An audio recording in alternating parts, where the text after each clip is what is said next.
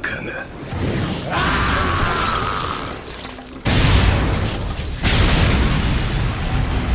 Hey everybody and welcome back. Today we got another Jujutsu Kaisen review over episode 4 today. It's called Cursed Womb Must Die, and this is like one of the most exciting episodes. I know I've been saying that I always say that it's one of the most exciting, but it just keeps getting better and better.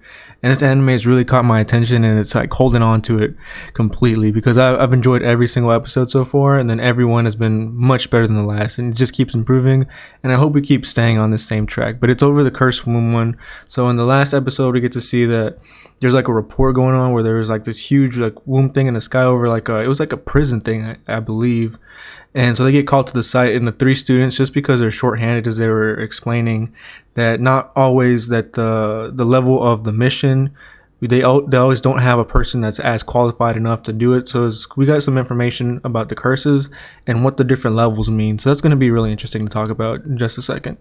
So they evacuated everybody in the town for like 500 meters, he said. And they got the information from a window, is what they described it as. And that's just someone who can see curses, and that's with the Jujutsu school, but they don't actively fight. They're not a sorcerer. So it's just kind of like an informant and someone that gets the Jujutsu sorcerers out there to get the actual mission done. So they mentioned that there's still 5 people inside, and we find out that it's one of them is the son of a lady that's out there crying, and that comes up a little bit later in the episode. So they're worried that it's a curse that's gonna metamorphosize into a special grade, and the guy that called him up there to do it was like, if it is a special grade, your only options are to either run or you can die. Like, that was the only thing. And that just shows you the extent of how powerful these special grade curses are. And this is when of course, Itadori is like the character that they place in here that's like new to everything. I can't remember, there's a term for it, but they always have, that gives us a reason for the anime to explain to us the different levels of the world and stuff. So he's talking about the curses. So for Itadori, he gets explained this information. So a grade 4, so a wooden bat is enough to beat a grade 4 curse. Grade 3, a handgun is enough. Grade 2, shotgun barely gets the job done, is what he was saying. So if you have a shotgun, you're like, you can do it, but it's like really close. Grade 1 is a tank might not even be enough for that. So there's like the scaling, it really jumps on those levels that we're going over. And then special grade, like they said you have to carpet bomb the area, and even then to only get the chance to be able to compete with them. So it's pretty difficult for them, especially with special grade ones. And so for this mission, what they were saying, like someone on par with this mission would be Gojo sensei. And since he's not here, he's away on some business, they said. But they really have to use what they can. So they use the 3 new students to help deal with this. So the mission that they're given is they just need to verify the people inside if they're alive, if they're dead, or save the ones that are alive if they can. So there's only 5 that they have to worry about. And Itadori was like, he's just really determined to save everybody just from the beginning. So they just go straight ahead into it. So the guy, he puts up a veil. So it's like a cover over the whole building, just to kind of, people that aren't aware of what curses are, it just blocks them out from it. And then when they get inside, they use Fushiguro's dogs to help find their way across and find their way through. And they go through these doors, and it's like this huge mechanical factory machine type. There's a lot of pipes and wires and stuff. And they said it's called an innate domain. So the demon like conveys like their energy through this, and it's like an area created by, not the demon, the curse creates this area, and it's like the bigger it is, the more powerful the curse would be. And that just shows you, like, it was only a 2-story building, but it seemed like huge from when they went inside. And as they go in, the door disappears, and then they start freaking out. And it was just funny. Kugisaki and Itadori were like, what are we gonna do? What are we gonna do? And they're doing like this little dance. And they always have like a little bit of humor. And I'm glad that they throw that in there. And it's not over the top either, and it's not prolonged. So I like that they just have a little bit in this show. So they didn't have to worry about it because the dogs would be able to find their way back through the scent, is what Fushiguro was saying.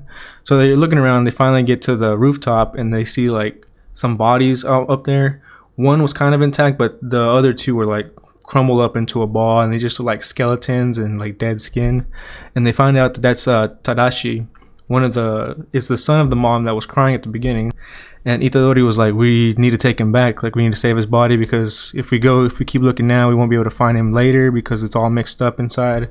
And they were Fushiguro and Itadori were getting kind of an argument over this. And he said, what are you going to do whenever, like, Fushiguro was asking like, are these people even worth saving?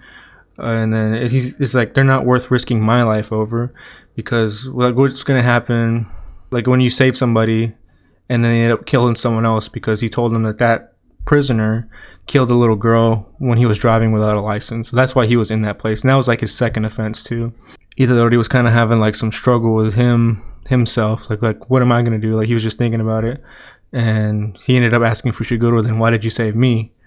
And it was just like their little confrontation with each other, and them figuring out internally what he would do in that situation and how he would try to overcome that. But as they're arguing, Kugisaki gets sucked down. Nobara gets sucked down into the floor, like in this shadow thing. And then Fushiguro was freaking out. It's like, where's the demon? Like, why didn't the demon dog say anything? And they show the dog, and his head just like decapitated, and it's up against the wall. And then the curse shows up right between their faces, and it's really creepy. It's like this bald. He has hair on the back, but it's like bald looking. He's got a really big smile. The eyes are separated, and they're just like circles. And he's kind of like bluish gray shape, and he's really, really creepy looking, but I love the design. Like they did such a good job. And then his legs are like wrapped around. It looked like some kind of cocoon type thing, but later he takes that part off when he's fighting Itadori. So they don't immediately react. And Itadori is the first one to do something, and he hits his sword. He's like, move, move, move, and he finally tries to cut the curse, and then his hand gets cut off by the curse. So the whole thing, and he's like just so surprised, and Fushiguro's surprised too. And then what ends up happening is Itadori like straps it up with his belt, and then he tells Fushiguro to go save Kugisaki, and he's gonna use Sukuna to try to hold off the demon or fight the demon. And then this is when Sukuna comes out on his face, and he's saying like, why would I help you? I'm just gonna wait for them to die, and if you do bring me out, what I'm gonna do is I'm gonna kill the guy, and then I'm gonna kill the woman, is what he was saying. So he's kind of in a bad situation. So what he decides to do is tell Fushiguro to run, and then once he saves Nobara, give him a signal, and then he will let out Sukuna. So that way he doesn't have to worry about Sukuna going on a rampage and fighting his friends. So the curse was attacking not with Jujutsu sorcery, but he was actually using pure cursed energy, and it was like this yellow flames. It looks really cool how they animate it, and he's just knocking the guys around. And Itadori was he's having fun with us right now. So I know he's not gonna kill us immediately, and you can tell like the thing was just like shaking and moving really creepy. It was really great animation, and just the way that they made it seem so hopeless for the guys right away, and just shows you the difference in levels of where they are and where the curses are. So as this happened, Kugisaki is fighting these masks, like a whole bunch of floating masks in this room, like this really dark room, and she's using her nails Jujutsu where she knocks him around, and she's running out of nails very quickly. And as she's about to get eaten by this, like, it's kind of like an insect looking thing, it didn't have eyes or anything, it's about to eat her, and she gets saved by Fushiguro with a frog, and then he also uses a snake. So we find out that he doesn't just use his dogs, he uses a bunch of different like cursed animals. Like he was using a bird or owl looking thing to get away from the curse womb earlier. Yeah, so then it's cutting back to Itadori fighting the curse womb, and he's using like just knocking him around so easily with just simple punches, and he's using this curse energy, that yellow goldish looking one, and it's just pure cursed energy, and you can tell Itadori's like almost getting knocked out. And then we get that scene where in the opening where Itadori's like holding off like a blast, and it's just like blowing him back, and we get that scene, so we know it's from the curse womb's attack. And this is where he starts having like this internal struggle. So he starts thinking like, what if I want to run, like I don't want to die here, and he's like, I want to have a proper death, and he's thinking about regrets and all that. And then he just can't believe how weak he's gotten. He's like trying to accept that. He said, I thought I was so strong, and like as he's doing that, his fingers are just burning off from the energy of the curse. And then what he does is he ends up kind of stopping it, but he gets knocked back again. And he starts crying, and he starts thinking about how he's going to die and how he's going to have this regret. And he says he doesn't want to die. And then so he channels this fear of this death that he's about to have and of the curse that he's fighting. And then he creates his own cursed energy in his palm that he had in his fist. And it was red, though. It looked like a red flame, like the red Jujutsu still style. But we get this like really cool animation where he's like charging at the curse, and then he tries punching it, and it looked really impactful. But all of a sudden, the curse stops it with one hand, and he's just smiling like it was nothing to him. But we saw him taking steps to grow in his strength in different ways, because he really doesn't have any idea how to use jujutsu yet, and he hasn't started learning as of now. So as that's happening and he's feeling so hopeless by being blocked from his only attack, we hear the howling of the demon dogs. And this is my favorite scene of the episode, because so he hears the howling, he's like, oh, that's Fushiguro's signal. And then he just starts smiling, and you can see the curse marks come on his face. And then as the curse marks come up, the curse wound backs up, like kind of surprised. And it was just really great. You can see at that moment, that's when the whole episode just flips, because Sukuna got in charge, and we don't have any idea yet what's going to happen. And that's when we get like the halfway point of the episode where we get the commercial break. Sukuna just kind of like verbalizing what he's thinking in his head. And so he's like patting the curse wound on his like shoulder, and he's like talking to him, and curse wound is freaking out. And then he's always thinking about how to cause more trouble for Itadori and Fushiguro. And he's like, so you gonna help me kill these kids? Like, he's like, come on, like, tell me. He tells him to follow, and as he's telling him to come, he just heals the finger that was cut off by the fingers that were cut off by the curse womb on Itadori's body. And as he like his back's to the curse womb, he's walking away. The curse womb I guess he decides to take this chance to attack Sukuna, and then he uses like this really like cool Kamehameha attack. And it was the cursed energy again, and then he's like, Sukuna's like, you gotta be kidding me, like, are you serious? So he heals Itadori's hand that got cut off, and then he blocks the attack from the curse wound, and then the curse wound is just completely shot.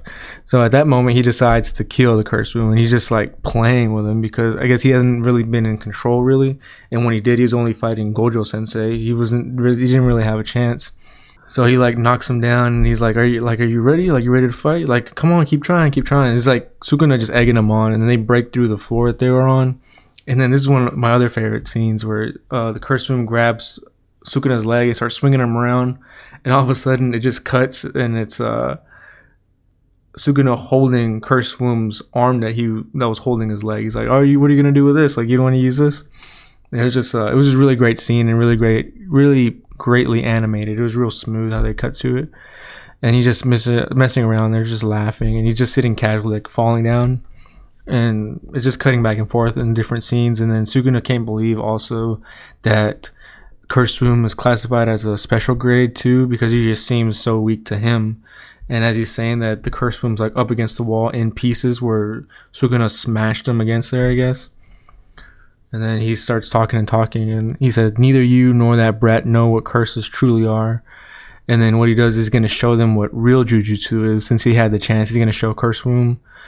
And he says, he puts his like fingers together, kind of like a Naruto jutsu that he's doing, and he does domain expansion.